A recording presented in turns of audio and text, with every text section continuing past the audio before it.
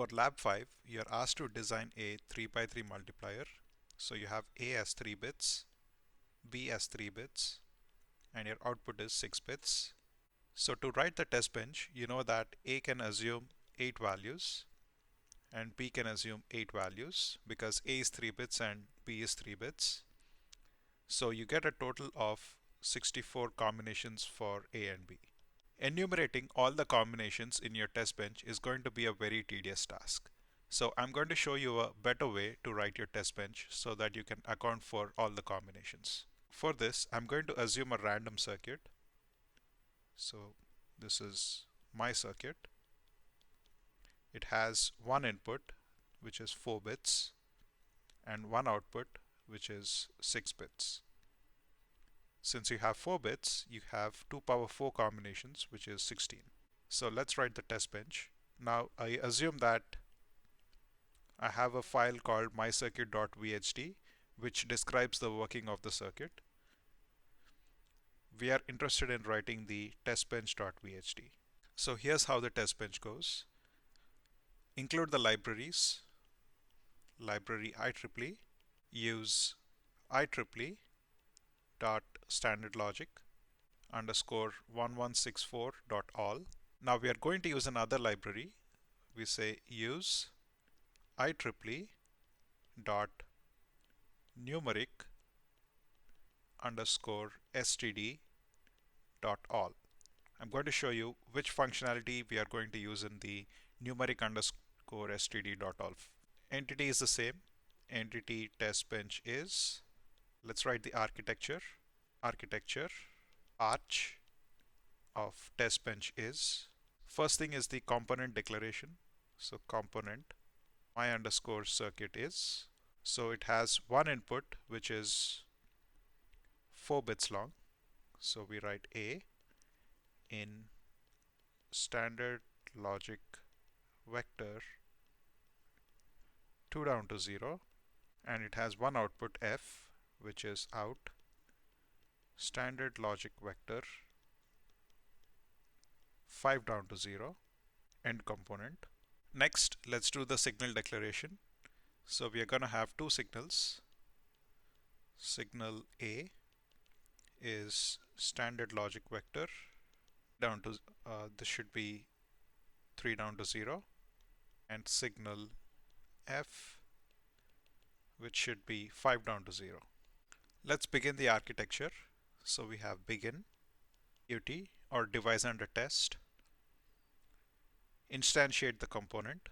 So my circuit, port map. We have declared two signals A and F, and we are going to port map it onto the component. So A comma F. Give the inputs process begin. So I'm going to use loops for I in 0 to 15 loop. The reason we are going for 0 to 15 is because using 4 bits, the least number that you can represent is 0 and the highest number that you can represent is 15. So we are going to go from 0 to 15, and this is how you write a loop. For I in 0 to 15 loop, F gets standard logic vector 2 underscore unsigned. So these are the two functions that we are going to use from the numeric underscore std.all package. 2 underscore unsigned I comma a prime length semicolon. Wait for 10 nanoseconds. End loop. Wait. End process. And end architecture. So basically, I goes from 0 to 15. So I is 0, 1, 2, 3, 4, 5, so on up to 15. Now when I is 0, so this is 0 comma a prime of length. So this is the attribute. Now A is a 4-bit vector. So A prime of length equals to 4.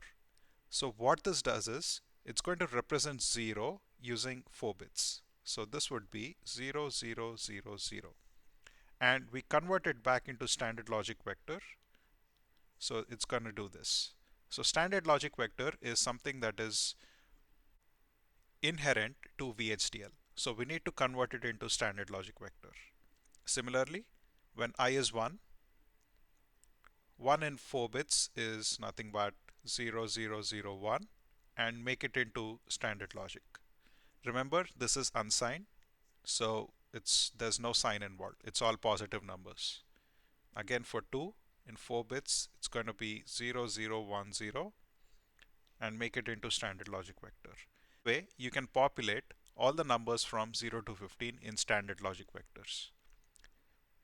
Using this method, you can avoid enumerating all the combinations for A. And it's going to help you simplify matters for your 3 by 3 multiplier. Now remember, this circuit had only one input, which was 4 bits long.